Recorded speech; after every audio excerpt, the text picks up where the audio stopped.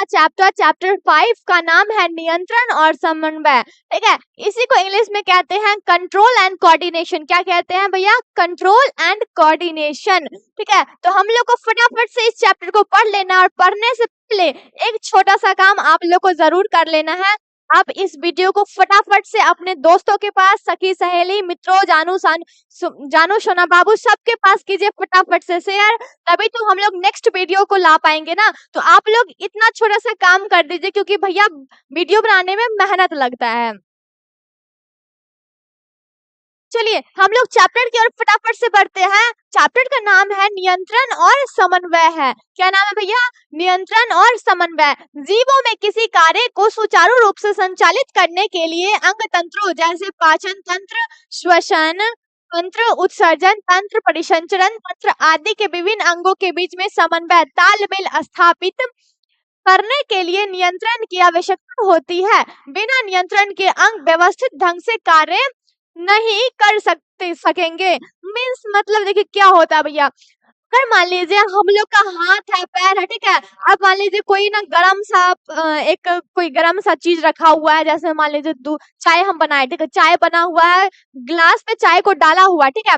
अब चाय क्या हुआ ना, जो ग्लास में डाला हुआ है उस ग्लास को हम लोग किए, ठीक है, जब हम लोग उसको टच करेंगे ना तब क्या होगा ना, जब वो गिलास गर्म रहता है, हीट के कारण क्या होता है, वो गिलास गर्म रहता है। जब आप टच कीजिएगा तो क्या होगा ना, जो आपके हाथ में क्या होगा ना, जो छाले पड़ सकते हैं, क्योंकि गर्म है वो, हम लोग टच ही कर लिए उसको। अब क्या करते हैं, टच करते हैं, फटक से उसको पीछे खींचते हैं, ठीक है। तो हम लोग के जो मस्तिष्क है, ठीक है, तंत्रिका तंत्र है, उसके बाद जो न्यूरॉन है वो सब क्या करता है ना, जो एकदम एक्टिवेट रहता है। जो कोई भी गर्म चीज को हम लोग छुए और जस्ट से हम लोग के दिमाग में नोटिफिकेशन भेजेगा, जो वो गर्म चीज को छू, जल्दी से हाथ को पीछे करो, ठीक है। तो क्या ना, जो हम लोग के दिमाग में ना नोटिफिकेशन कोड चलता रहता है, नोटिफिकेशन आते रहता है, जो भैया गर्म चीज को छू रहा है, जल्दी से हाथ को पीछे कर लो तो हाथ जल जाएगा, ठीक है। तो क्या होता है ना, जो हम लोग के शरीर के जो भी अंग है या फिर न्यूरॉन हो गया और जो भी अंग है, सब क्या होते हैं ना, जो सबका एक तालमेल रहता है, और सारे क्या होते हैं ना, जो एक दूसरे से जुड़े हुए रहते हैं, नोटिफिकेशन देते रहते हैं, जो ठंडा है, गर्म है, क्या है, हाथ खींचना है या फिर पकड़ना है, जो भी करना है वो हम लोग को बताते रहते हैं। इसीलिए जीवों के विभिन्न अंगों और अंग तंत्रों के बीच समन्वय एवं नियंत्रण उनके कुशल कार्यों के लिए अनिवार्य है। यानी कि देखिए, जितने भी जीव जंतु या फिर मनुष्य, उनके जो भी दिन के कार्य है या फिर जो भी कार्य करते हैं, जो काम वो करते हैं, वो काम करने के लिए ना नियंत्रण और समन्वय जरूरी है। ठीक है, एक कोशिकीय जीवों जैसे क्लेमाइडोमोनास, अमीबा आदि में सभी जैव क्रियाओं का संचालन, समन्वय तथा उसका नियंत्रण एक कोशिका के द्वारा होता है। यानी कि जो भी एक कोशिकीय जीव है भैया, एक कोशिकीय जीव का क्या हो गया, क्लेमाइडोमोनास है और अमीबा है, ठीक है, ये सब क्या है भैया, एक कोशिकीय जीव है। और ये एक कोशिकीय जीव है ना, इनके अंदर क्या होता है ना, जो एक ही कोशिका होता है, इसके लिए क्या होता है, नियंत्रण और समन्वय एक ही कोशिका से होता रहता है। ठीक है, एक ही कोशिका क्या करता है, नियंत्रण करता है। बहुकोशिकीय जंतुओं में नियंत्रण और समन्वय के लिए अलग अलग अंग तथा अंग तंत्र होते हैं। और जो भी बहुकोशिकीय जीव है, जो भी बड़े बड़े जीव जंतु सब है, मनुष्य हो गए, ये क्या है, बहुकोशिकीय है। क्या है भैया, बहुकोशिकीय। और ये जो बहुकोशिकीय है ना, इनके क्या है ना, जो नियंत्रण और समन्वय के लिए अलग अलग अंग तंत्र दिया हुआ है, अलग अलग अंग दिया हुआ है, अलग अलग अंग तंत्र दिया हुआ है। जो इस जैसे मान लीजिए हम लोग का हाथ दिया हुआ, क्यों दिया है, लिखने के लिए या फिर खाने के लिए। आंख मिला हुआ क्या काम करने के लिए, देखने के लिए, ठीक है। तो देखिए, हर एक अंग का क्या है, अपना अपना कुछ ना कुछ काम है। जैसे पैर है, पैर का काम क्या है, चलना, ठीक है। उसी तरह हर एक अंग का क्या है, कुछ ना कुछ अपना काम है, ठीक है। तो मनुष्य में या फिर बहुकोशिकीय जीवों में क्या होता है, अलग अलग अंग तंत्र होते हैं भैया, क्या होते हैं, अलग अलग अंग तंत्र होते हैं। अगला टॉपिक है अनुवर्तन। तो द्वारा बढ़ा उद्दीपनों को ग्रहण कर उसके अनुसार गति को अनुवर्तन या अनुवर्तनी गति कहते हैं। यानी कि देखिए, जो भी पेड़ पौधा है, ठीक है, बाहरा उद्दीपन यानी कि बाहर के कुछ भी होता है, ठीक है, जो भी पेड़ पौधा है बाहर में कुछ भी हो रहा है, क्या करेगा, झटाक से उसको अपने अंदर लेगा। जो भी पेड़ पौधा वो क्या कर रहा है, जो भी बाहर में काम चल रहा है उसको क्या करेगा, झटक से, और उसके अनुसार क्या करेगा, अपने आप को ढालता है, अपने आप को उसके अनुसार गति करता है, ठीक है। अब ये जो पेड़ पौधा है वो क्या करेगा, जो भी बाहर में हो रहा है उसके अनुसार वो गति करता है, ठीक है। तो इसको क्या बोलेंगे, अनुवर्तनी गति, ठीक है। क्या बोलेंगे इसको भैया, अनुवर्तनी गति। अनुवर्तन नहीं, अनुवर्तन निम्नलिखित प्रकार के होते हैं। अब देखिए भैया, अनुवर्तन जो होते हैं ना बहुत तरह के होते हैं, ठीक है। और कुछ दिया हुआ अनुवर्तन हम लोग को क्या है, प्रकाश अनुवर्तन। पौधे के अंगों द्वारा प्रकाश की ओर गति को प्रकाश अनुवर्तन कहते हैं।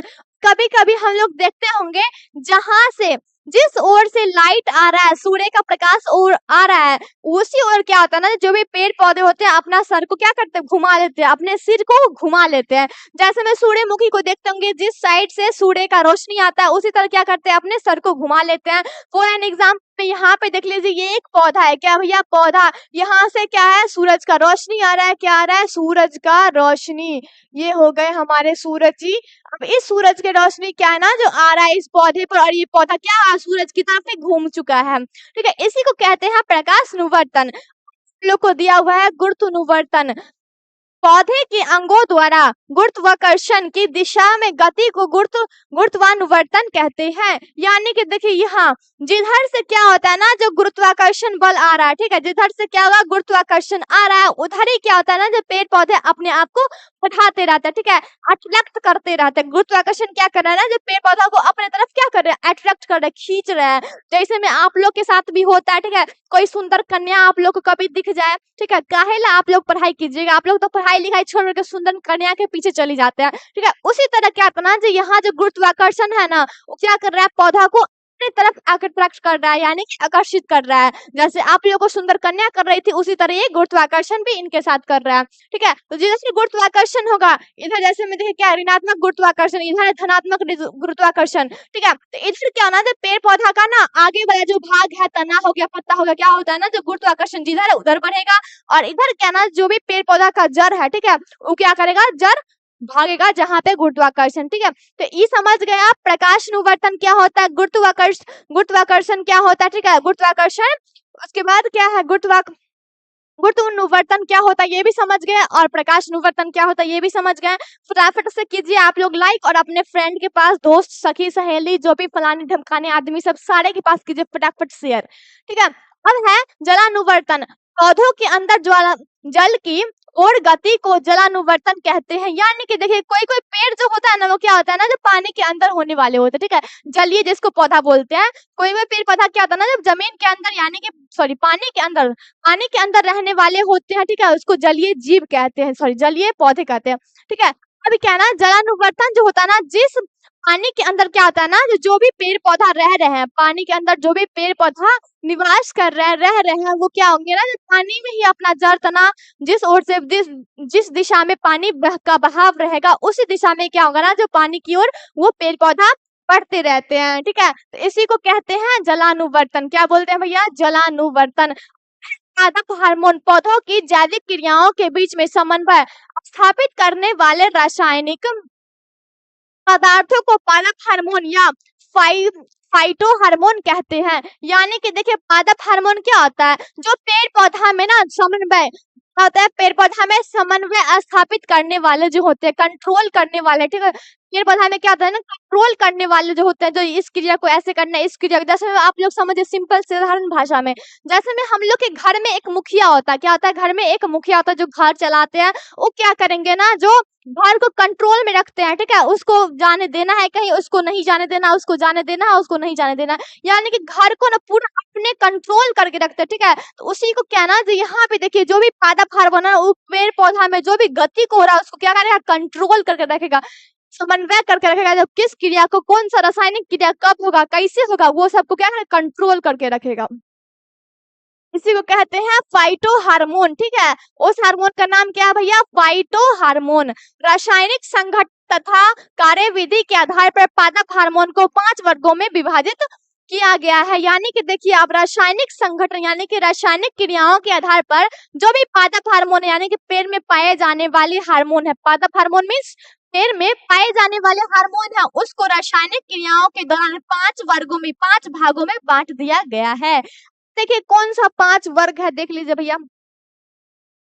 पहला का नाम है ऑक्सीन, दूसरे का नाम है जिबरेलिन्स, तीसरा का नाम है साइटोकाइनिन, चौथा का नाम है एब्सिसिक एसिड और पांचवा लास्ट का नाम है एथिलीन। ठीक है, ये सब क्या ना रासायनिक पदार्थों से यानी कि रासायनिक क्रियाओं से उत्पन्न होने वाले हार्मोन है जो पेड़ पौधों में पादप में पाए जाते हैं। ठीक है, हम लोग फटाफट से बढ़ जाते हैं आगे। ऑक्सीन का क्या कार्य है, क्यों होता है, हमको ये भी तो जानना है ना भैया। ये कोशिका विभाजन और कोशिका दीर्घन में सहायता होता है। ऑक्सीजन ऑक्सीन ऑक्सीन खाने के वृद्धि में भी सहायता होता है। यह प्रायः बीज रहित फलों को उत्पादन में भी सहायता होते हैं। यह पौधों के ऊपरी भाग में पाया जाता है। यह प्रकाश निवर्तन के लिए उत्तरदायी है। यानी कि देखिए ये जो ऑक्सीन का जो काम है ना भैया, क्या काम है, तो ये जो ऑक्सीन होता है ना, जो भी बीज रहित पौधे हैं जिसमें क्या होता है ना, जब बीज नहीं होता है, जो भी पेड़ पौधा में बीज नहीं होता, ठीक है, बीज रहित पौधा है, उसमें क्या करेगा ना, जो बहुत ज्यादा ये काम करता है। उसके बाद ना ये पेड़ पौधा में सबसे ऊपर होता है, ऊपरी मतलब परत पे, ऊपरी सतह पे होते हैं, ये क्या होते हैं, ऊपर होते हैं। अब ये क्या करेगा, जैसे ही सूर्य का प्रकाश आया, ठीक है, तो वो क्या करेगा ना, जो अपने अंदर फटाफट से कर लेगा एब्जॉर्ब, यानी कि जितना उसको चाहिए उतना क्या करेगा, यूज कर लेगा। और ये क्या करता है ना, प्रकाश निवर्तन करने में बहुत ज्यादा हेल्प करता है। जैसे में सूर्य का रोशनी उधर से आया, उधर क्या करेगा, अपने आप को उधर बढ़ा लेगा। ठीक है, तो इसी को कहते हैं प्रकाश निवर्तन। और देखिए ये क्या है ना, जो भी वृद्धि होते हैं, जो भी तना का वृद्धि होता है ना जी, ये ऑक्सीन ही करते हैं। जो भी तना का वृद्धि होता है वो कौन करते हैं भैया, ऑक्सीन। देखते हैं ना, एक जैसे मान लीजिए पेड़ है, क्या भैया, पेड़ है, मान लीजिए एक ये पेड़ है, लग तो नहीं रहा है लेकिन मान लीजिए, क्या जाता है मानने में, मान लीजिए एक पेड़ है, इस पेड़ से क्या ना, जब फिर से एक डाली निकला हुआ है, क्या है, फिर से एक डाली निकला हुआ है। ठीक है, तो ये क्या ना, डाली को जो तना होता है ना, उसको बढ़ाने में कौन सा हेल्प करता है भैया, तो ये ऑक्सीन हेल्प करते हैं। तो इसको ना आप लोग ना याद करके रखिएगा और अपने माइंड में सेट कर लीजिए। आगे हम लोग को पढ़ना है जिब्रेलिन्स के कार्य, यानी कि जिब्रेलिन्स जो होते हैं ना, उनका क्या काम है, क्यों होता है, कुछ ना कुछ तो होता होगा तभी तो ये होता है भैया। देखिए क्या, ये पौधों के स्तंभ की लंबाई में वृद्धि करते हैं। इनके उपयोग से बड़े आकार के फलों एवं फूलों का उत्पादन किया जाता है। बीज रहित फलों के उत्पादन में ये ऑक्सीन की तरह सहायक होते हैं। यानी कि देखिए भैया अब क्या होता है, ये जो जिब्रेलिन्स है ना, क्या नाम है भैया इसका, जिब्रेलिन्स। ये जिब्रेलिन्स जो होते हैं ना, पेड़ पौधा का आकार बढ़ाने में, यानी कि पेड़ को ना उसका आकार बढ़ाने में हेल्प करते हैं, साइज बढ़ाने में मदद करते हैं। जो भी पेड़ पौधा में जो फल होता है, फल में वृद्धि जब भी होगा, यानी कि फल का साइज क्या होगा, बड़ा होगा। जैसे में देखिए जो भी मतलब जो नया पेड़ का आम रहता है ना, वो थोड़ा सा बड़ा रहता है। धीरे धीरे जैसे जैसे पेड़ क्या होता है ना, जो पुराने होते हैं उससे क्या होता है ना, जो पेड़ का जो फल होता है, आम होता है, वो क्या होता है, छोटे छोटे होते हैं। ठीक है, तो ये जो जिब्रेलिन्स है ना, ये क्या करता है ना, जब पेड़ में जो भी फल होते हैं, फल में वृद्धि करने यानी कि फल को बड़ा साइज करने में ये हेल्प करता है। उसके बाद जैसे में देखिए ये ऑक्सीन जो है ना, ऑक्सीन की तरह ही बीज रहित जो भी फल है उस पे कार्य करता है। जिब्रेलिन्स भी ऑक्सीन की तरह ही कार्य करता है। ठीक है, अब हम लोग को पढ़ना है साइटोकाइनिन के कार्य। अब भैया देखो साइटोकाइनिन बाबा क्या होते हैं, कुछ ना कुछ तो इनके अंदर भी होता होगा, ऐसा तो फालतू ये भी नहीं आ गए हैं। ये पौधों में जीर्णता को रोकते हैं एवं पर्णहरित को काफी समय तक नष्ट नहीं होने देते हैं। इससे पत्तियां अधिक समय तक हरी और ताजी रहती है। और देखिए साइटोकाइनिन जो है ना, इससे क्या होता है ना, जल्दी क्लोरोफिल को खत्म नहीं होने देगा। पर्णहरित जो भी होते हैं ना, जो भी पर्णहरित होते हैं यानी कि क्लोरोफिल होगा, उसको जल्दी से खत्म होने नहीं देगा। जब ये पर्णहरित खत्म ही नहीं होंगे तो क्या आपको लगता है पेड़ का जो पत्ता होगा वो सूख सकता है? नहीं, इन जब तक ये साहब रहेंगे ना, तब तक पेड़ का पौधा नहीं सूख सकता है। ठीक है, ये क्लोरोफिल को खत्म होने ही नहीं देते हैं। ठीक है, ये साइटोकाइनिन क्या होता है ना, जब पेड़ के जो भी होते हैं क्या होते हैं, क्लोरोफिल उसको खत्म नहीं होने देंगे, और खत्म नहीं होगा तब पेड़ का पत्ता पीला होकर नहीं गिरेगा। ठीक है, खराब नहीं होगा। अब हम लोग को पढ़ना है एब्सिसिक एसिड का कार्य। यह एक ऐसा रासायनिक यौगिक है जिससे किसी भी पौधे पर छिड़कने पर शीघ्र ही पत्तियां का विलगन हो जाता है। ये पत्तियों के मुरझाने और विलगन होने में सहायक होते हैं। यानी कि देखिए ये जो एब्सिसिक एसिड है ना, वो क्या करेगा, तुरंत पेड़ पौधा को सुखाने में, ठीक है, पत्तियां को तुरंत एकदम पेड़ से अलग करने में मदद करता है। जैसे में ये एब्सिसिक एसिड को आप छीट दीजिएगा, डाल दीजिएगा ना पेड़ पे, तो क्या होगा ना, जल्दी से पेड़ को सुखा देगा। पेड़ पे जितना भी लगे हुए को भी क्या होगा ना, जल्दी से मुरझा के और नीचे गिरा देगा। तो ये बहुत ज्यादा खतरनाक होता है और ये जो एब्सिसिक एसिड है ना, उससे आप लोग का पेड़ नष्ट भी हो सकता है। आगे हम लोग को पढ़ना है एथिलीन के कार्य। यह पौधों के तने के अग्रभाग में बनता है और विसरित होकर फलों के पकने में सहायता करता है, अतः इसे फल पकाने वाला हार्मोन भी कहा जाता है। कृत्रिम रूप से फलों को पकाने में इनका उपयोग किया जाता है। यानी कि देखिए ये जो अब हार्मोन है ना, ये हार्मोन जी जो है एथिलीन, ये एथिलीन जो है ना, वो क्या करते हैं ना, इनका ना अग्रभाग में यानी कि पेड़ के आगे वाले भाग में ये पाए जाते हैं। और क्या होता है ना, जो ये फल को ना पकाने में बहुत ज्यादा इनका हाथ होता है, यानी कि फल को जल्दी से पकाने में इनका बहुत बड़ा हाथ होता है। कभी कभी क्या होता है ना, जो हम लोग कोई भी कच्चा फल को उठा के ले आए, हम लोग को पकाना है उसको, ठीक है, तो हम लोग क्या होते हैं ना, जो मार्केट से एथिलीन जो होता है ना, लिक्विड वाला एथिलीन, वो खरीद के लाते हैं, डाल देंगे भैया, वो क्या होगा, जल्दी से पक जाएगा, ठीक है। तो इसको ना फल पकाने वाला हार्मोन भी कहते हैं, जिसका नाम क्या है भैया, एथिलीन है। क्या नाम है, एथिलीन, ये फल पकाने वाला हार्मोन है। जंतुओं में नियंत्रण और समन्वय, यानी कि जो भी जीव जंतु है उनमें कंट्रोल एंड कोऑर्डिनेशन, यानी कि नियंत्रण और समन्वय कैसे होता है, कंट्रोल और कोऑर्डिनेशन कैसे होता है जीव जंतु में, देखिए कैसे होता है। जंतुओं में विभिन्न क्रियाओं के बीच में समन्वय और नियंत्रण निम्नलिखित दो प्रकार की होती है, यानी कि जो भी जीव जंतु है उनमें कंट्रोल और कोऑर्डिनेशन यानी कि नियंत्रण और समन्वय दो प्रकार से होते हैं। देखिए दो प्रकार क्या क्या है, एक है तंत्रिकीय नियंत्रण एवं समन्वय। जंतुओं के शरीर में एक विशेष प्रकार का ऊतक पाया जाता है, यानी कि जो भी जीव जंतु है सारे के शरीर में क्या होता है, एक विशेष प्रकार के पाया जाता है। ऊतक मींस भैया टिश्यूज, ठीक है, क्या पाया जाता है, टिश्यू पाए जाते हैं, जिसे तंत्रिका ऊतक कहते हैं, यानी कि जिसको क्या बोलते हैं, तंत्रिका ऊतक बोलते हैं। तंत्रिका ऊतक जिस कोशिका का बना होता है उसे तंत्रिका कोशिका या न्यूरॉन कहते हैं।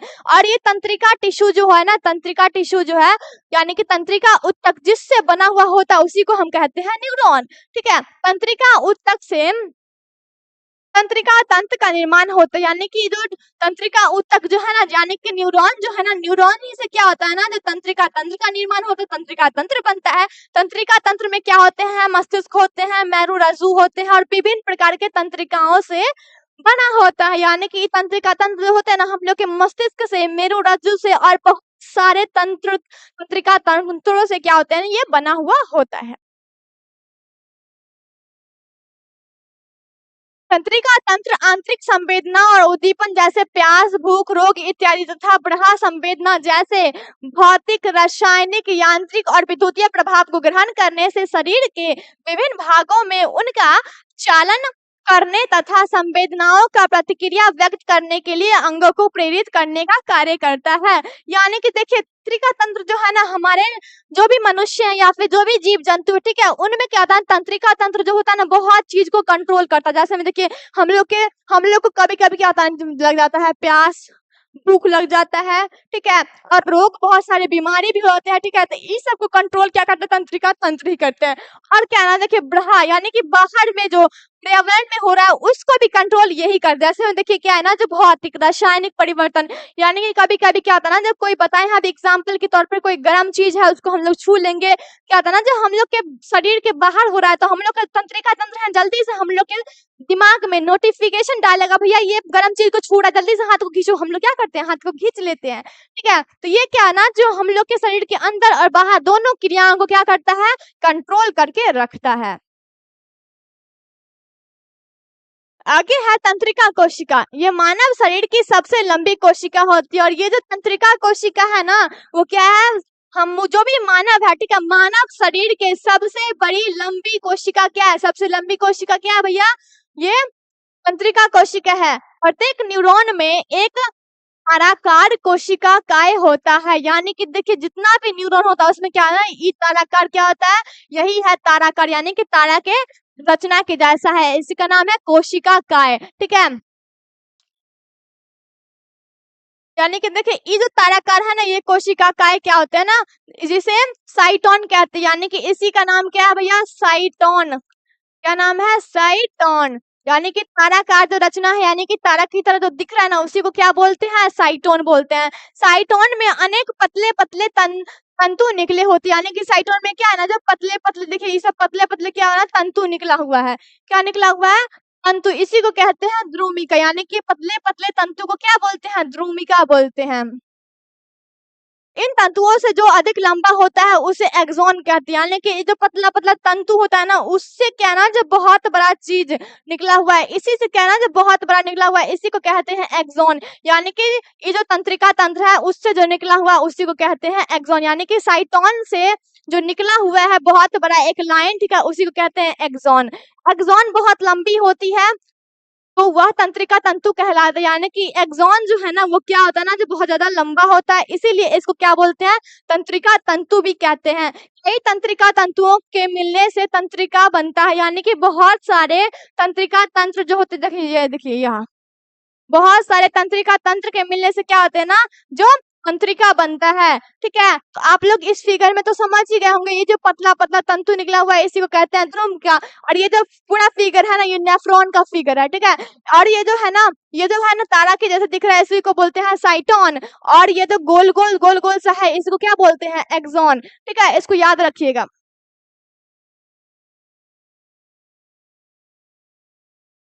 मनुष्य के मस्तिष्क, यानी कि अब हम लोग को ना ह्यूमन ब्रेन यानी कि आदमी के दिमाग के बारे में पढ़ लेना है, ठीक है। देखिए क्या मस्तिष्क एक अत्यंत महत्वपूर्ण कोमल अंग है, यानी कि जो दिमाग है, मस्तिष्क है, ब्रेन है, ये क्या है ना बहुत ज्यादा कोमल है, ठीक है, बहुत ज्यादा क्या है? कोमल है। तंत्रिका तंत्र के द्वारा शरीर की क्रियाओं को नियंत्रण और समन्वय में सबसे महत्वपूर्ण भूमिका इसी की होती है, यानी कि हम लोग के शरीर में जो भी क्रियाएं होती है उनको कंट्रोल करने का काम यही करता है, ठीक है। तो हमारे शरीर में जो भी क्रिया होती रहेंगी सबको कंट्रोल कौन करेगा? हमारे मस्तिष्क साहब करेंगे। मस्तिष्क क्रेनियम नामक हड्डी से सुरक्षित रहता है, और ये जो मस्तिष्क जो होते हैं ना, ठीक है, ये जो है ना ऊपर से जो क्या होता है ना सुरक्षित रहता है उसी का नाम क्या है? क्रेनियम, यानी कि जो हम लोग के जो सर है, ठीक है, मस्तिष्क है, मस्तिष्क के ऊपर जो खोपड़ी रहता है जिसको क्या बोलते हैं ना जो सुरक्षित हम लोग के मस्तिष्क को क्या करता है? बचा के रखता है, ठीक है। जब भी हम लोग को चोट लगता है थोड़ा मोड़ा फूल के रह जाता है, ठीक है, थोड़ा मोड़ा क्या होता है? फूल के रह जाएगा, ठीक है। तो हम लोग को जो मस्तिष्क है उसको सुरक्षित रखने का काम कौन करता है भैया? उसका नाम क्या है भैया? जल्दी से फटाफट से बताओ, उसका नाम है क्रेनियम। क्या है नाम? क्रेनियम। इन हड्डियों के अंदर मस्तिष्क मैग्नीशियम झिल्ली से ढका हुआ होता है, यानी कि देखिए अब ये जो हड्डी है ना, हड्डी के अंदर भी क्या होता है ना जो मैग्नीशियम नाम का झिल्ली होता है, उस झिल्ली के अंदर मस्तिष्क ना अपने आप को सेफ करके यानी कि बचा करके रखता है। अब देखिए क्या है, मैग्नीशियम और मस्तिष्क के बीच में सेरिब्रोस्पाइनल द्रव्य भरा हुआ होता है, यानी कि देखिए अब मस्तिष्क हो गए और मैग्नीशियम दोनों के अंदर क्या होता है ना जो ब्रोस्पाइनल नाम का एक द्रव्य होता है वो भरा हुआ होता है। अब आप लोग थोड़ा सा इस फिगर की मदद से समझ लीजिए। देखिए अब ये जो है ना मस्तिष्क का पूरा जो कवर करके रखता है, मस्तिष्क को ये बचा के जो रखता है उसका नाम क्या है भैया? क्रेनियम नाम है। क्या नाम है? क्रेनियम। क्या नाम है? क्रेनियम नाम है जो मस्तिष्क को बचा के रखता है। उसके बाद क्या होता है ना जो ये जो है ना वो क्या है? झिल्लियां है, ठीक है। इस झिल्ली का नाम क्या है? बताइए फटाफट। उसका नाम है मैग्नीशियम। ये जो झिल्ली सब जो है ना इसका नाम क्या है? मैग्नीशियम। मैग्नीशियम। क्या नाम है? मैग्नीशियम। उसके बाद क्या होता है ना जो मैग्नीशियम के अंदर क्या आते हैं ना जो ये मस्तिष्क जो होते हैं ना वो होते, ठीक है। और मस्तिष्क के अगल बगल या फिर अंदर में क्या होता है ना जो एक द्रव्य पाया जाता है उसका नाम है सेरिब्रोस्पाइनल, ठीक है। मस्तिष्क के अंदर क्या होते हैं ना मस्तिष्क के बीच में क्या होता है ना मस्तिष्क हो गया और मैग्नीशियम दोनों के बीच में क्या होता है ना जो द्रव्य पाया जाता है, द्रव्य का नाम क्या है? सेरिब्रोस्पाइनल नाम है, ठीक है। तो आप लोग ना फिगर को भी याद रखिएगा, फिगर को भी बना लीजिएगा और फटाफट से क्या कीजिए ना इस वीडियो को लाइक कर दीजिए और अपने दोस्तों के पास जल्दी से फटाफट से भेज दीजिए।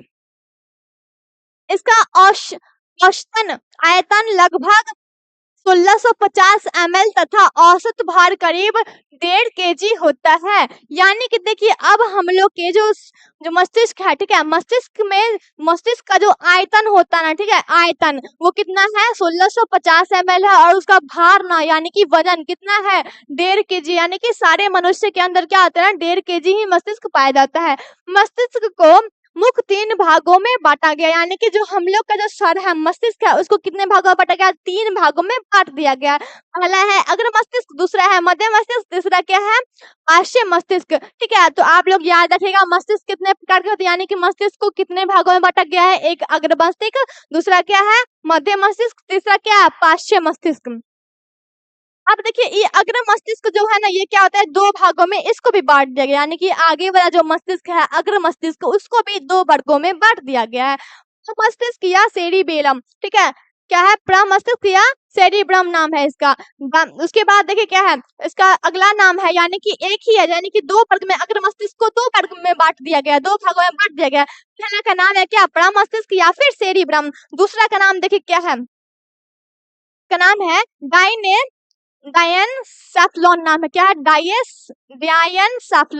याद रखिएगा, डायन है, दूसरा का नाम है डायन और पहला का नाम है प्रमस्तिष्क या सेरिब्रम। याद रखिएगा, 2 वर्गों में बांट दिया गया प्रमस्तिष्क को। अब हम लोग को प्रमस्तिष्क के बारे में पढ़ लेना, या फिर सेरिब्रम जो है वो दोनों क्या होते हैं, प्रमस्तिष्क क्या होता है और सेरिब्रम क्या, दोनों तो एक ही है, लेकिन क्या क्या होते हैं वो पढ़ना है। ये मस्तिष्क का सबसे बड़ा भाग है, यानी कि पूरे मस्तिष्क का सबसे बड़ा भाग क्या है? तो प्रमस्तिष्क, यानी कि जिसको हम लोग सेरिब्रम बोलते हैं। यह मस्तिष्क का अत्यंत महत्वपूर्ण भाग है, यानी कि हम लोग के मस्तिष्क का सबसे महत्वपूर्ण भाग क्या है? तो ये प्रमस्तिष्क है। यह बुद्धि और चतुराई का केंद्र, यानी कि मस्तिष्क से ही क्या करते हैं ना, जो हम लोग ना अपना बुद्धि लगाते हैं, यानी कि सोचते रहते हैं जो कैसे किसको हरा देना है, कैसे किसको मार के उल्टा देना है। ठीक है, तो ये सब जो बुद्धि और चतुराई वाला जो काम होता है ना, हम लोग के प्रमस्तिष्क में ही आते हैं। ठीक है, तो ये बहुत ज्यादा इंपॉर्टेंट है, महत्वपूर्ण है, ये तो सबके दिमाग में आता ही रहता है। मानव में किसी बात को सोचने समझने की शक्ति, स्मरण शक्ति, कार्य को करने की प्रेरणा, घृणा, प्रेम, हर्ष, कष्ट को अनुभव जैसी क्रियाओं का नियंत्रण और समन्वय सेरिबेलम के द्वारा ही होता है। यानी कि अब हम लोग का जो प्रमस्तिष्क यानी कि सेरिबेलम, उसमें क्या होता है ना, जो हम लोग के जो मस्तिष्क है उसी में क्या होते हैं ना, जो इनकी मदद से, प्रमस्तिष्क के मदद से ही जो किसी के लिए हम लोग ना कुछ बुरा फील करते हैं, ठीक है, किसी से गुस्सा होते हैं, ठीक है, किसी पे प्यार आता है, ठीक है, तो ये सब क्या होता है ना, जो इसी के द्वारा कंट्रोल होता है। इसका नाम क्या है भैया? प्रमस्तिष्क। यानी कि प्रमस्तिष्क जो होते हैं ना मस्तिष्क के अंदर, उसी से क्या होता है ना, जो मस्तिष्क यानी कि हम लोग का जो मस्तिष्क है उसको 3 भाग में बांटा गया, यानी कि पहला भाग जो प्रमस्तिष्क है ना, इसी में क्या होता है ना, जो एकदम उल्टा पुल्टा बात आता है, कैसे किसी से दोस्ती करना है, कैसे किसी को मारना है, मतलब चतुराई वाला भी काम आएगा, ठीक है, बेकार काम भी आएगा, किसी को कैसे किसी से गुस्सा होना, यानी कि हर काम ना, हर जो भी बीमारी है, ठीक है, जैसे में किसी से घृणा कैसे करना है, ठीक है, उसके बाद किसी से हर्ष, किसी से खुश कैसे होना, किसी को कष्ट कैसे देना, ठीक है, तो ये सब क्या होता है ना, जब प्रमस्तिष्क में यानी कि सेरिबेलम के द्वारा ही होता है। यह मस्तिष्क के अन्य भागों में कार्य पर भी नियंत्रण रखता है, यानी कि हम लोग के मस्तिष्क में क्या क्या काम हो रहा है ना, जो भी भाग में अलग अलग काम हो रहा है ना, उस पे भी नजर रखता है, जो कहीं कुछ गड़बड़ न कर दे। ठीक है, तो हम लोग के घर में भी ऐसा होता है, जैसे मान लीजिए जो 4 भाई है या फिर 2 भाई है, लेकिन एक अगर बहन गलती से हो गई तो वो क्या करती है, नजर रखती है, यानी घर से निकलो हमको बात बताते हैं, मम्मी को हम कह रहे हैं। ठीक है, तो एक जो होती है ना चुगली करने वाली, एक बहन भी होती है, उसी तरह क्या ना, जो पूरे मस्तिष्क पर ना कंट्रोल करने वाला जो ये चुगलखोर है सेरिब्रम। ठीक है, जिस व्यक्ति के में यह औसत से छोटा होता है वह व्यक्ति मंदबुद्धि होता है, यानी कि जिसके अंदर जो भी व्यक्ति के अंदर सेरिबेलम का ना साइज छोटा होता है, थोड़ा सा कम होता है, ठीक है, ये क्या होता है ना, एकदम सुस्त मंदबुद्धि टाइप के व्यक्ति होते हैं। उसके बाद है डायन यह कम या अधिक ताप के आभास तथा दर्द को रोने जैसी क्रियाओं का नियंत्रण करता है। यानी कि देखिए ये जो है डायन ये क्या करता है ना, जब भी हम लोग को कोई दर्द होता है, ठीक है, कोई कष्ट होगा, कोई तापमान है, तो कोई जो गर्म पदार्थ है उसको छू लेंगे, ठीक है, तो ये सब पे क्या करता है, कंट्रोल करता है। जो हमारे शरीर में जो, जैसे मान लीजिए कोई कष्ट हो रहा है, कोई सुई चुभो दिया है, कोई पेंसिल भोंक दिया, ठीक है, या फिर कोई कलम भोंक दिया, पेन भोंक दिया, तो जब हम लोग के शरीर में कुछ कष्ट होगा ना, रोने वाली क्रियाएं उत्पन्न होने लगेगी ना, तब इसको क्या करता है, ये कंट्रोल करके रखता है। जो सबके सामने रोना नहीं, बेइज्जती हो जाएगा, ठीक है, तो ये कंट्रोल करके रखता है, जो रोना नहीं, बिल्कुल रोना नहीं, एकदम बेइज्जती हो सकता है। आगे है मध्य मस्तिष्क। यह संतुलन एवं आंख के पेशियों को नियंत्रण करने के लिए केंद्र होता है। यानी कि देखिए ये जो है ना मध्य मस्तिष्क, ये क्या करता है ना, जो हम लोग के शरीर को क्या करता है, संतुलित करके रखता है। और हम लोग का जो आंख है ना, उसको इन्हें भटकने उटकने नहीं देता। कहता है नहीं, भटकना बिल्कुल नहीं है। अब मान लीजिए क्या होता है ना, जो कभी कभी ना हम लोग ना कुछ देख रहे हैं, उधर से एक सुंदर सी कन्या जा रही है। अब सुंदर सी कन्या जा रही है तो हम लोग क्या होता है ना, थोड़ा सा इधर उधर आंख हो ही जाता है, हम लोग थोड़ा सा ऐसे भी कर देते हैं। तो क्या होता है ना, जो ये सब पे ना कंट्रोल रखने का काम ये मध्य मस्तिष्क का है, ठीक है। लेकिन ये कर नहीं पाता है पूरा तरह से। अब ये कर पाता, सुंदर सी कन्या जा रही है, हम लोग को दिखता कैसे, ठीक है, दिखते कैसे, और हम लोग क्या करते हैं, अपने आंख से कोई क्रिया करते कैसे, ठीक है। तो ये क्या होता है ना, कभी कभी कहा जाता है ठीक है कोई बात नहीं, कर लो, तुम लोग तो बेशरम निर्लज प्राणी है, थोड़ा सा कर लो, कोई बात नहीं है। आगे है क्या, मस्तिष्क, सॉरी पार्श्व मस्तिष्क। यह दो प्रकार के होते हैं, यानी कि ये जो पार्श्व मस्तिष्क है ना, इसको दो भाग में बांट दिया गया है। अब देखिए इसका नाम है पहला अनु मस्तिष्क या फिर सेरिबेलम, ठीक है। उसके बाद है मस्तिष्क स्टेम, ठीक है। यानी कि इसको भी पार्श्व मस्तिष्क को भी दो भागों में बांट दिया गया है, और अग्र मस्तिष्क जो था उसको भी दो भागों में बांट दिया गया है। लेकिन ये जो मध्य मस्तिष्क है ना, उसको एक भागों में नहीं बांट दिया गया, ठीक है। ये बेचारा न सिंगल रह गया, इसका शादी नहीं हुआ तो क्या होगा, इसका बच्चा थोड़ी हो सकता है। तो ये देखिए क्या है ना, जब पार्श्व मस्तिष्क का और अग्र मस्तिष्क का दोनों का शादी हो गया, शादी उदी हो गया, तो धियो पुता तो हो ही गया ना, और बीच वाला जो है ना वो ऐसा ही कुवारा कुवारा रह गया, उसको कोई मिली नहीं। आगे है देखिए हम लोग को अनु मस्तिष्क या सेरिबेलम, यानी कि उसके बारे में पढ़ लेना, ये जिसका शादी हुआ, ठीक है, अनु मस्तिष्क हो गया, और सेरिबेलम जो भी है क्या पार्श्व मस्तिष्क का जो बच्चा है, धिया पुता है, उसके बारे में पढ़ लेना है। अनु मस्तिष्क मुद्रा, समन्वय, संतुलन, ऐच्छिक पेशियों की गति इत्यादि का नियंत्रण करता है। यदि मस्तिष्क से सेरिबेलम को नष्ट कर दिया जाए तो सामान्य ऐच्छिक गतियां संभव हो जाएंगी। उदाहरण के लिए हाथों का परिचालन ठीक, यानी कि देखिए अगर ये जो है ना अनु मस्तिष्क जो है या फिर सेरिबेलम जो है ना, ये अगर हटा दिया जाए ना, तब क्या होगा ना, जो हमारे शरीर में जो भी क्रियाएं हो रही है, जैसे मान लीजिए हम लोग अपने हाथ को क्या कर रहे हैं, परिचालन कर रहे हैं, या फिर हम लोग के शरीर में कोई भी काम हो रहा है, कोई भी गति हो रहा है, कोई भी क्रिया हो रहा है, ठीक है, तो उस सब पे क्या है ना, जो नियंत्रण सेरिबेलम ही कर देता है, ठीक है। नियंत्रण जो होता है ना, जो हम लोग के इच्छा में, यानी कि हम लोग के मन के अंदर जो भी क्रिया करने का जो भी इच्छा होता है ना, कोई भी काम करने का जो इच्छा उत्पन्न होता है, ठीक है, बेकार बेकार तो इच्छा आप लोग के अंदर उत्पन्न नहीं होता, नियमन तो होता नहीं। कभी इच्छा हुआ है फोन मतलब सॉरी पढ़ाई करने का नहीं, हमेशा इच्छा होगा जो कैसे इंस्टाग्राम चला ले, ठीक है। तो क्या होता है ना, जो हम लोग के अंदर या फिर हम लोग के अंदर तो अच्छा ही आता है, मेरे अंदर तो अच्छा ही आता है, आप लोग के अंदर क्या आता है, आप लोग अपने बारे में सोचिए, ठीक है। ज्यादा पैसा कमाने से ना कुछ नहीं होता है, ठीक है। दबदबा तो सरकारी नौकरी कराता है, ठीक है। तो ये सब ना बात हम मेरा सुन लो, और फटाफट से जाके फिर से इंस्टाग्राम ही चलाना है। आप लोग तो सुधरोगे नहीं, आप लोग तो हइयो है एक नंबर का, ठीक है। गधावा का गधावे दूसरा रहेगा।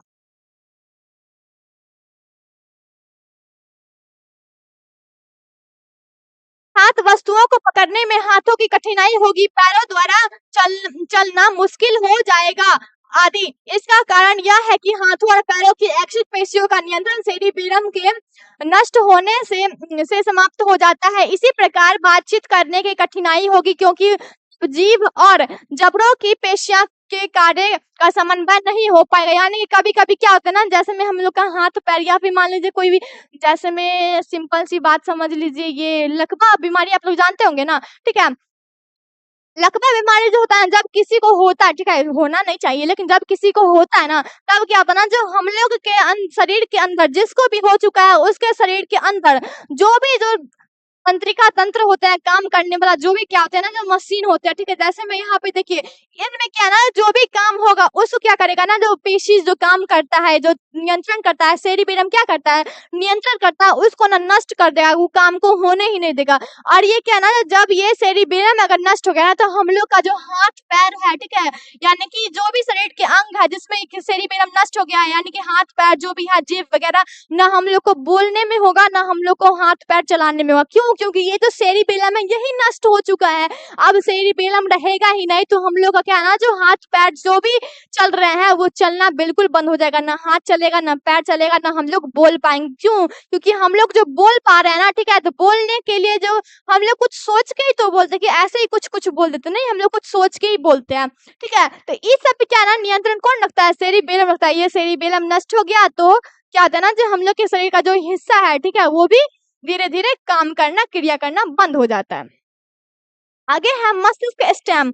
हॉर्न्स पैरोलाई और मेंडुला एब्लोंगेटा। यानी कि देखिए अब ये जो है ना मसल के स्टेम, इसको भी क्या किया गया है, दो भागों में बांट दिया गया। पहला का नाम है पॉन्स पैरोलाई और दूसरा का नाम है क्या, मेंडुला ऑब्लोंगेटा।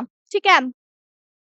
पॉन्स बैरोलाई यह श्वसन को नियंत्रित करते हैं, यानी कि पॉन्स बैरोलाई जो है ना ये क्या करता है, जब हम लोग श्वसन क्रिया करते हैं, जो भी सांस लेने का प्रक्रिया हम लोग के अंदर चलता है, ठीक है, उस पे कंट्रोल कौन रखता है, तो पॉन्स बैरोलाई रखता है। आगे है मेडुला ऑब्लोंगेटा। ठीक है, मेडुला द्वारा आवेगों का चालन मस्तिष्क और मेरुरज्जु के बीच में होता है। मेडुला में अनेक तंत्रिका केंद्र होते हैं जो हृदय स्पंदन, हृदय की धड़कन, रक्तचाप और श्वसन गति की दर नियंत्रण करते हैं। मस्तिष्क के शी भाग द्वारा विभिन्न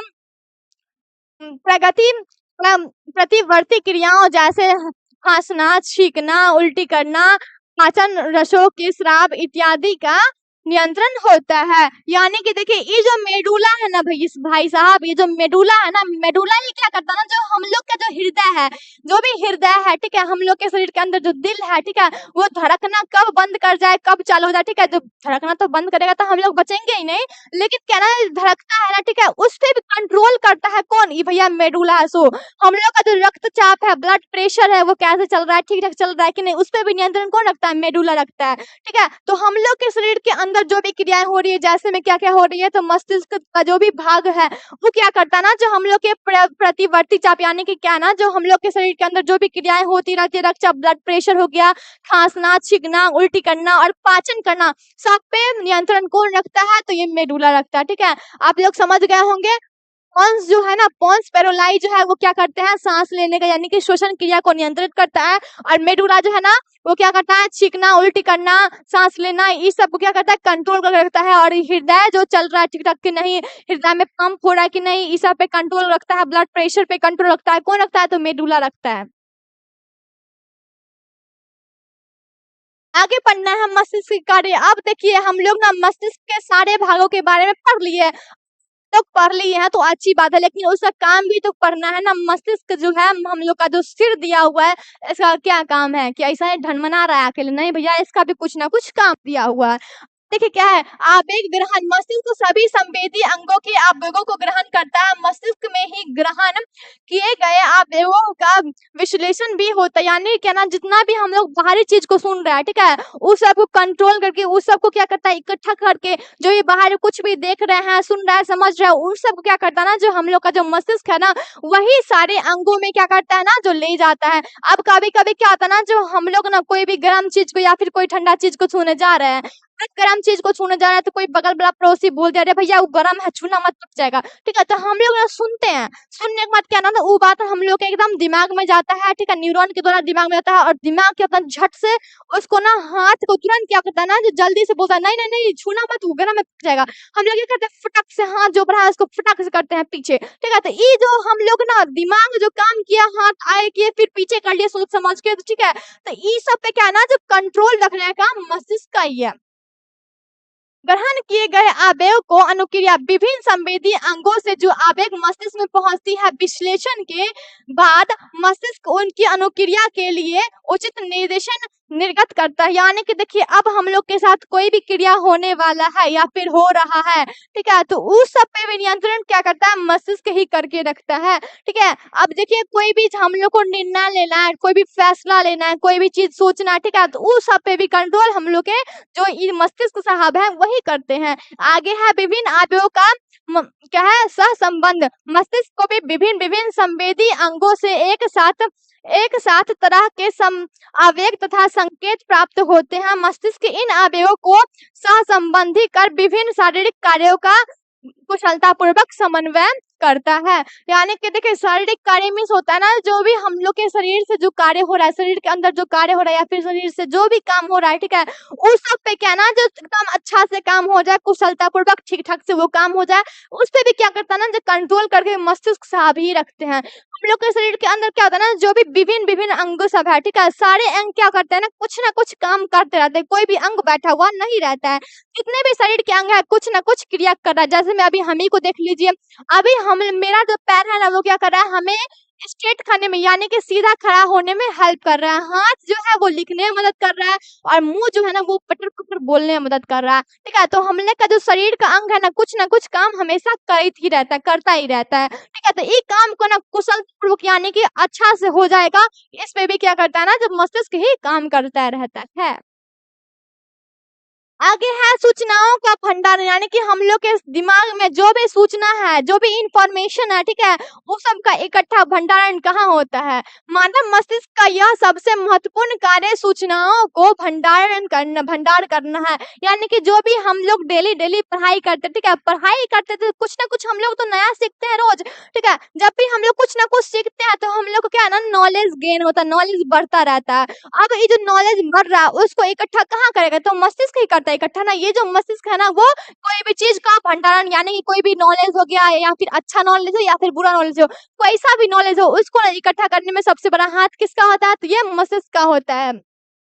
मस्तिष्क में विभिन्न सूचनाएं चेतना और ज्ञान के रूप में संचित रहती है, इसीलिए मस्तिष्क को चेतन का भंडार या ज्ञान का भंडार कहा जाता है। अभी बताए हैं आप लोग के या फिर मेरे ही दिमाग में जो कुछ भी हम लोग पढ़ाई करते या फिर कोई भी पढ़ाई जो हो अच्छा वाला हो या फिर कोई भी नॉलेज खराब वाला हो, जितने भी नॉलेज गेन किए हैं हमने, जो भी नॉलेज अभी तक हमने सीखा या फिर आप लोग सीखे हो, ठीक है, उसको ना इकट्ठा करता है सबसे पहला कौन करता है भैया? मस्तिष्क करता है। यानी कि सारे नॉलेज को, सारे ज्ञान को कौन इकट्ठा करता है? तो मस्तिष्क करता है। ये जो मस्तिष्क है ना वो सोचने समझने का और सबसे ज्यादा ज्ञान का भंडारण इसको बोला जाता है। इसका नाम क्या है भैया? मस्तिष्क का दूसरा नाम हम लोग क्या बोल सकते हैं? ज्ञान का भंडारण।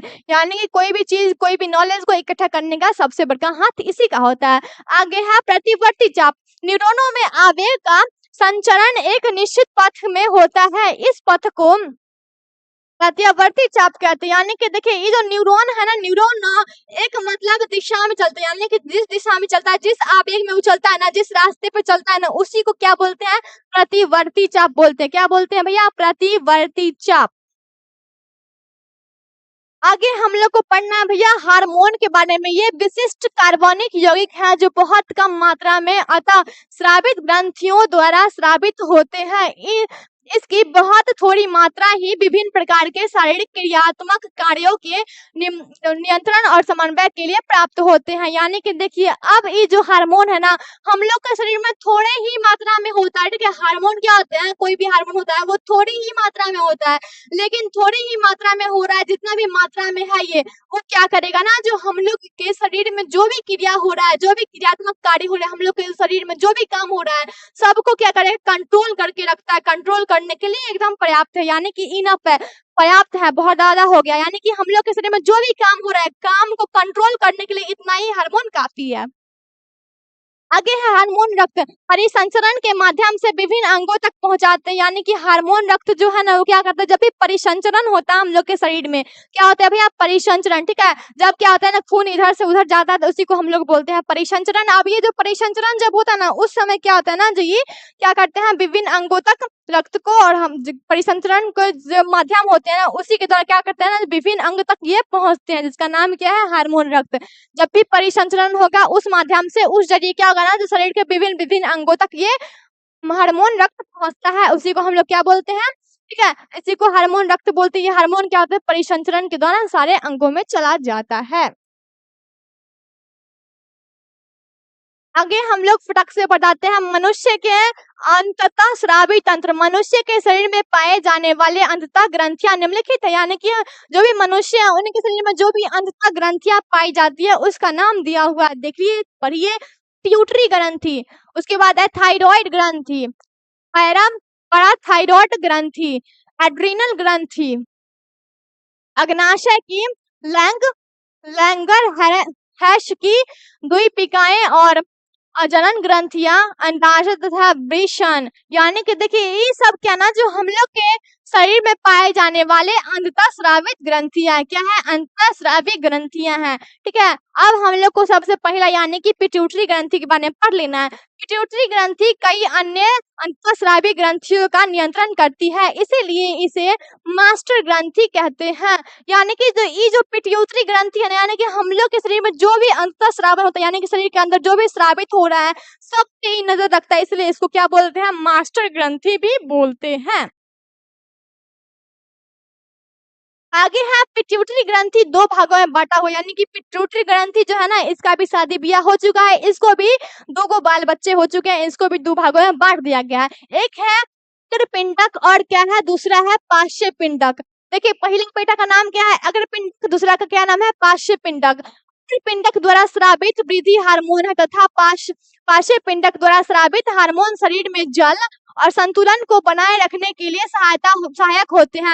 यानी कि देखिए अग्रपिंडक जो है ना, हम लोग के शरीर में वृद्धि करने के लिए, यानी कि देखिए हम लोग ने इतने से आज इतने बड़े हो गए, इतने बड़े हो गए, ठीक है, तो हम लोग के शरीर में जो भी वृद्धि हो रहा है, हम लोग का शरीर बढ़ रहा है, हम लोग थोड़े से छोटे से बड़े हो रहे हैं, यानी कि वृद्धि हो रहा है, विकास हो रहा है, ठीक है, तो ये सब पे क्या करता है ना, जो कौन काम करता है, तो अग्रपिंडक करता है। उसके बाद देखिए ये पार्श्व पिंडक जो है ना, क्या हो रहा है ना, जो हम लोग शरीर में जो भी पानी है, ठीक है, पानी का संतुलन कैसे करना है, पानी को कैसे शरीर के अंदर रखना है, कैसे बाहर करना है, किस पानी को अंदर रखना है, कौन से पानी को बाहर निकालना है, यानी कि पानी को ना सही मात्रा में संतुलित करके रखने का काम क्या है, उसका नाम क्या है, पार्श्व पिंडक। यानी कि पार्श्व पिंडक जो है ना, यही हम लोग के शरीर में जो भी पानी हो रहा है, जल हो रहा है, सबको संतुलित करके रखता है। आगे है थायराइड ग्रंथि। इस ग्रंथि से थायरोक्सिन हार्मोन प्राप्त होता है। इस हार्मोन में आयोडीन अधिक मात्रा में रहता है। थायरोक्सिन कार्बोहाइड्रेट, प्रोटीन तथा वसा के सामान्य उपपाचय का नियंत्रण करता है, अतः यह शरीर के सामान्य वृद्धि, विशेषकर हड्डियों, बालों इत्यादियों में विकास के लिए अनिवार्य है। यानी कि देखिए ये जो थायराइड ग्रंथि जो होता है ना, इसमें ना आयोडीन की मात्रा बहुत ज्यादा मात्रा में पाई जाती है।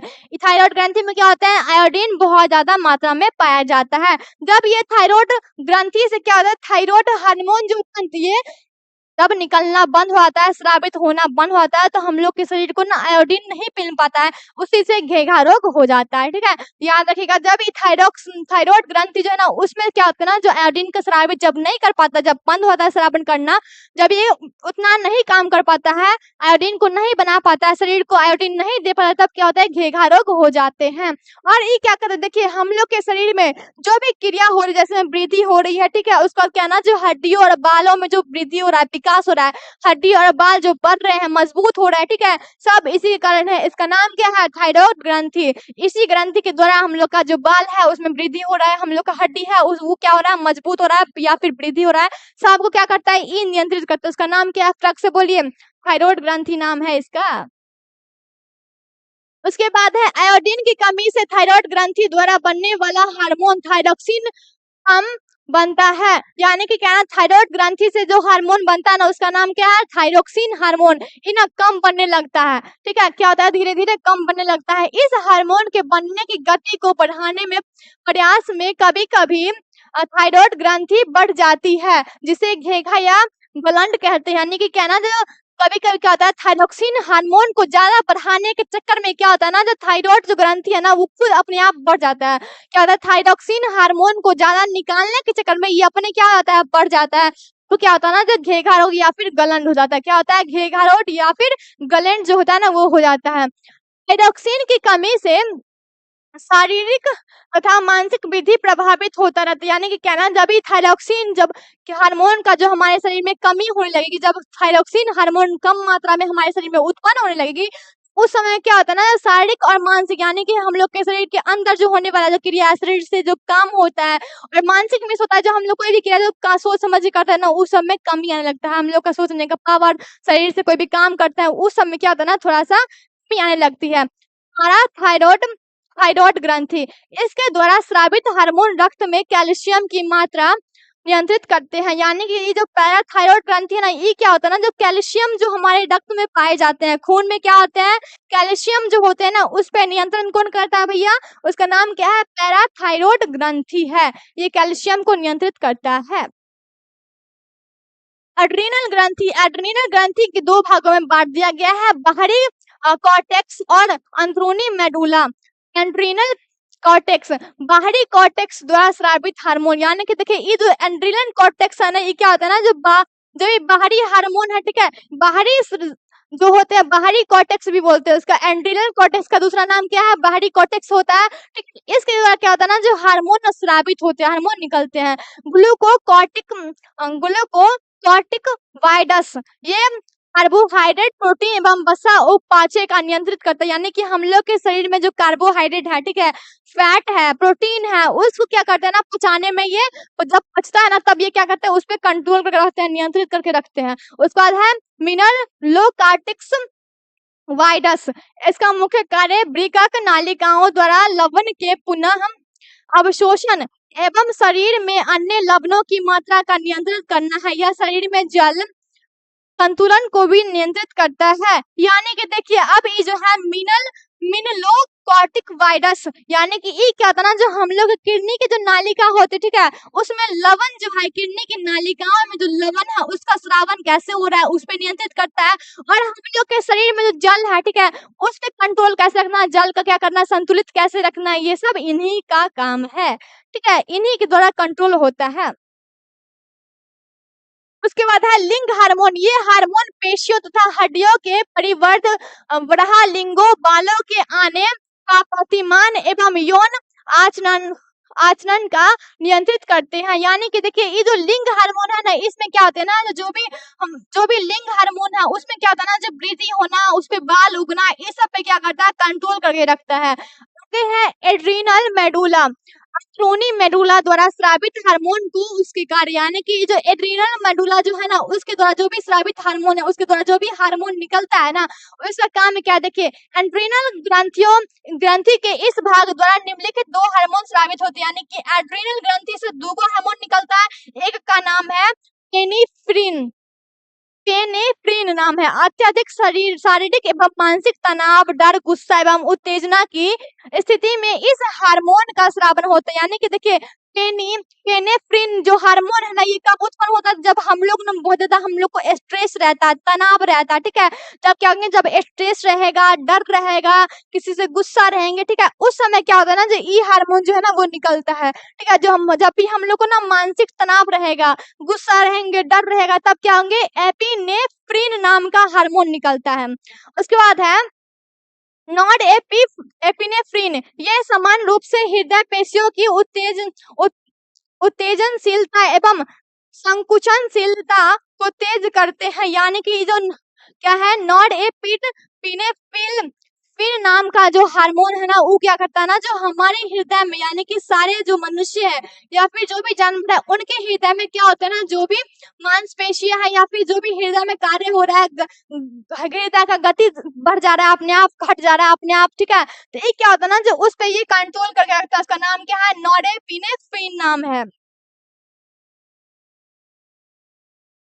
अब है अग्नाशय की लैगरहैंस की द्वीपिकाएं। इसमें हार्मोन रक्त में ग्लूकोज की मात्रा को नियंत्रित करते हैं। ग्लूकोज का मात्रा का नियंत्रण इंसुलिन नामक हार्मोन के द्वारा होता है। यानी कि देखिए ये जो अग्नाशय है, से जो निकलने वाला हार्मोन, इसका नाम क्या है, लैगरहैंस, ठीक है, ये जो है ना, ये क्या करता है ना, इसमें जो अग्नाशय में जो भी हार्मोन होते हैं वो क्या करते हैं ना, ग्लूकोज की जो मात्रा होती है ना उस पर नियंत्रित करके रखते हैं। किस पे, ग्लूकोज, ठीक है, और जो है ना उसमें जो हार्मोन बनता है उसका नाम क्या है, इंसुलिन। क्या नाम है भैया, इंसुलिन। ये क्या करता है ना, जो ग्लूकोज का मात्रा जो होता है ना, ग्लूकोज किस मात्रा में बढ़ रहा है कि घट रहा है, उस पे इंसुलिन नामक जो हार्मोन है वो नजर रखता है, उसको कंट्रोल करके रखता है। आगे है जनन ग्रंथियां, अंडाशय तथा वृषण। अंडाशय के द्वारा कई हार्मोन का स्रावन होता है। बालिकाओं के शरीर में यौनावस्था में होने वाले सभी परिवर्तन इस हार्मोन के कारण होता है। यानी कि देखिए अंडाशय जो होंगे ना, जैसे मान लीजिए कोई एक जिस बालिका के शरीर में, ठीक है, यौनावस्था, यानी कि जो भी बच्ची है, ठीक है, उसके शरीर में यौनावस्था का परिणाम हो चुका है, ठीक है, वो बच्ची क्या ना, जो 12 से लेके 18 साल के बीच में है, यानी कि यौन अवस्था में है। किस अवस्था में, यौन अवस्था में, ठीक है, उस समय क्या ना, जो उसके शरीर में ना अंड क्या होते हैं ना, जो उत्सर्जित होते रहते हैं, अंड बनने लगते, क्या होते हैं, अंड बनने लगते हैं। उस समय क्या ना, उसके शरीर में जो परिवर्तन आता है, हार्मोन में परिवर्तन आता है, जैसे में मान लीजिए कोई ना, एक मतलब मान लीजिए कोई बालक है, ठीक है, कोई लड़का है जिसके शरीर में क्या ना, जो उसके शरीर में भी अभी यौन अवस्था चल रहा है, जो भी बालक है उसमें भी क्या है, यौन अवस्था चल रहा है, तो उसमें क्या होगा ना, जो मूछ जो भी है, जो चेहरा है उस पे दाढ़ी उग जाना, ठीक है, कहीं कहीं पे छाती वगैरह पे बाल आ जाना, ये सब क्या है ना, जो यौन अवस्था जब आते हैं ना उस समय में होने वाले परिवर्तन है। लड़कियों में क्या होता है ना, जो भी प्राइवेट पार्ट होता है उसमें क्या होता है ना, जो ये बाल का आ जाना, उसके बाद क्या है ना जो कांख वगैरह में बाल का आ जाना, ये सब क्या है ना यौन आरंभ जो स्टार्ट हो चुका है ना, इसमें हार्मोन परिवर्तन होने के कारण ही होता है। वृषण द्वारा स्रावित हार्मोन को टेस्टोस्टेरोन कहते हैं, यानी कि जो वृषण है, ठीक है, जो भी वृषण है यानी कि क्या होता है ना जो लड़के में पाए जाने वाले ये वृषण है। वृषण किसमें पाया जाता है? लड़के में ही तो पाया जाता है ना। अब पूछेगा भैया वृषण होता क्या, तो क्या ना जो जो दो क्या होता है ना जो बड़े बड़े गोलाकार के संरचना जिसको कहते हैं अंडाणु, ठीक है, अंडाणु से निकलने वाली एक लंबी नालिका होती है, उसी को तो कहते हैं वृषण। क्या कहते हैं? वृषण।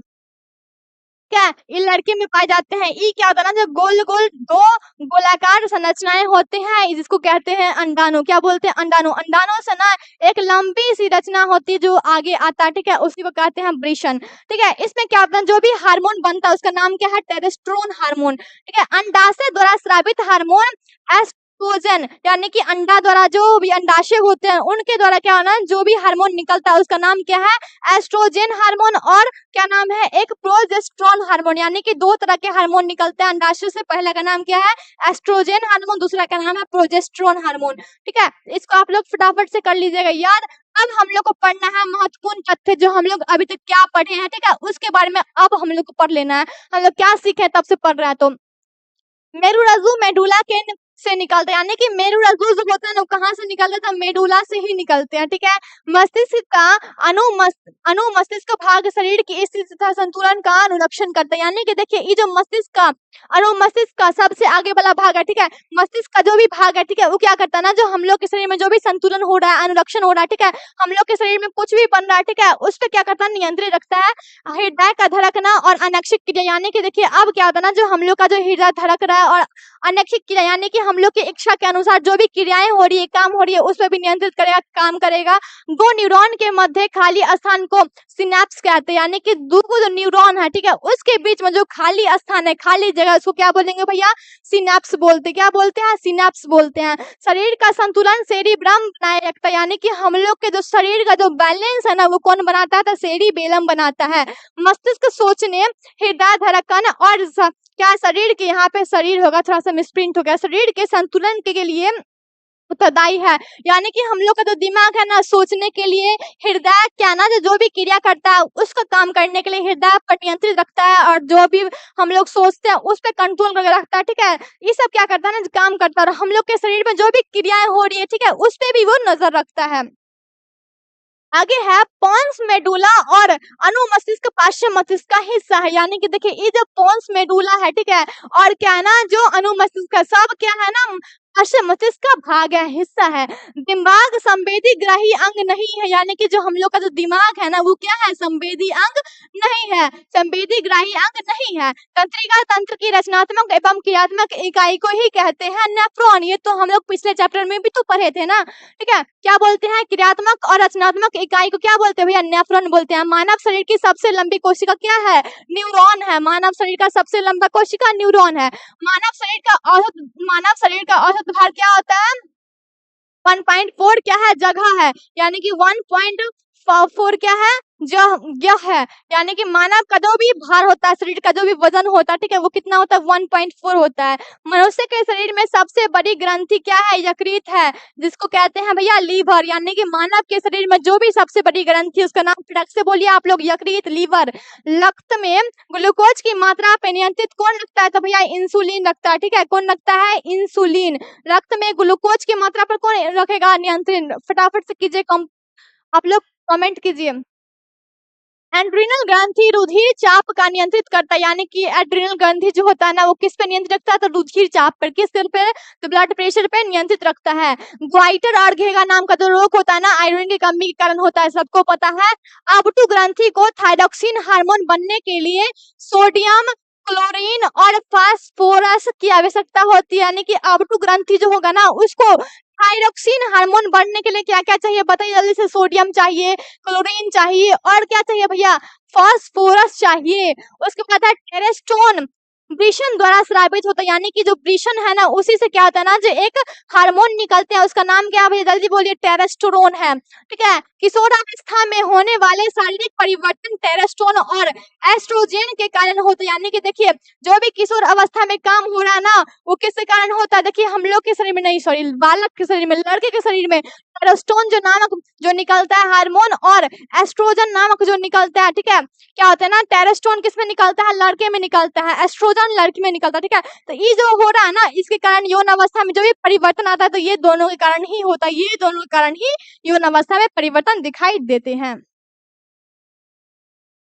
पिट्यूटरी ग्रंथि से निकलने वाला हार्मोन वृद्धि हार्मोन होता है, यानी कि पिट्यूटरी ग्रंथि जो होता है ना उससे जो हार्मोन निकल रहा है वो किस, उस हार्मोन का नाम क्या, जल्दी बोलिए आप लोग, इसका नाम क्या है, वृद्धि हार्मोन। उसी कारण हम लोग का शरीर क्या हो रहा है, वृद्धि हो रहा है, शरीर में वृद्धि हो रहा है।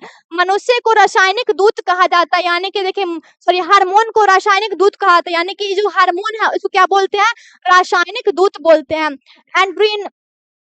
एड्रेनलिन हार्मोन को आपातकाल का हार्मोन कहा जाता है, यानी कि ये जो एड्रेनल हार्मोन जो है ना वो क्या है, आपातकाल का, यानी कि जब हार्मोन खत्म हो जाएंगे ना तब क्या होता है ना जो जब जैसे मान लीजिए हम लोग के गांव में कभी भी क्या होता है ना जो आपातकाल आता है। ठीक है, जब क्या होता है ना खेत बंजर हो आते हैं, बारिश नहीं होता है या फिर दहाड़ आते हैं, बाढ़ आते हैं, उस समय हम लोग को खाने के लिए अनाज नहीं रहता तो क्या होता है ना जो मम्मी लोग जो होती है ना वो संभाल रखती है, आपातकालीन के लिए क्या होता है ना जो कुछ भी संभाल रखती है। उसी तरह क्या होता है ना जो एड्रीनल जो हार्मोन है वो क्या करते हैं, आपातकाल के लिए कुछ ना कुछ संभाल रखती है, इसलिए क्या बोलते हैं इसको आपातकालीन हार्मोन भी कहते हैं।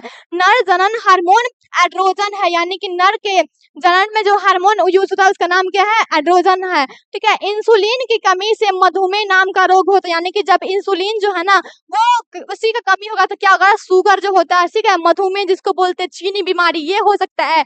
जड़ का अधोगामी वृद्धि गुरुत्वावर्तन कहा जाता है, यानी कि देखिए क्या होता है ना जड़ का अधोगामी, यानी कि जो पेड़ का जो जड़ होता है, पेड़ पौधे के जड़ होते हैं वो क्या होता है ना जमीन के बाहर, क्या होता है ना जमीन के अंदर जिस दिशा से गुरुत्वाकर्षण आ रहा है, जिस दिशा से क्या है गुरुत्वाकर्षण उसको मिल रहा है उधर की ओर बढ़ना क्या कहा जाता है, गुरुत्वानुवर्तन कहा जाता है। यानी कि जो भी पेड़ है, पेड़ का जो जड़ है जिधर से गुरुत्वाकर्षण मिल रहा है उधर का जो बढ़ना है, जो उधर जो बढ़ रहा है उसको क्या बोलते हैं, गुरुत्वानुवर्तन कहलाता है। ठीक है, ऑक्सीन और जिब्रेलिन पौधों के तने की लंबाई वृद्धि करता है, यानी कि ऑक्सीन हो गया और जिब्रेलिन हो गया। ठीक है, ये क्या करता है जब पौधे में जो तना होते हैं, डालियां होते हैं, उनको लंबा करने में मदद करता है।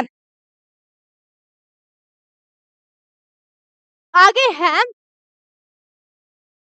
एब्सिसिक एसिड के प्रभाव से पत्तियां मुरझा जाती है, यानी कि एब्सिसिक एसिड जो होगा ना उसके कारण पत्ती जो होते हैं वो क्या हो जाते हैं, मुरझा जाते हैं, पीला पड़ जाता है। फलों के पकाने में कार्य इथिलीन हार्मोन के द्वारा होते हैं, यानी कि इथिलीन हार्मोन जो पेड़ पौधे में पाए जाते हैं ना उसी के कारण क्या होता है ना जब फल पकते हैं तब हम लोग उसको एकदम खा लेते हैं। ठीक है, फल को पकने में मदद कौन करता है, क्या नाम है उसे जल्दी बोलिए, इथिलीन नाम है, क्या नाम है भैया, इथिलीन। ठीक है, अब हम लोग अभ्यास पे चलने से पहले क्या होता है ना जब हम लोग अभ्यास पे नेक्स्ट वीडियो पे चलेंगे। ठीक है, जब नेक्स्ट वीडियो हम लोग लाएंगे पूरा अभ्यास आप लोग को करा देंगे। ठीक है, तब तक के लिए bye bye, tata, see you.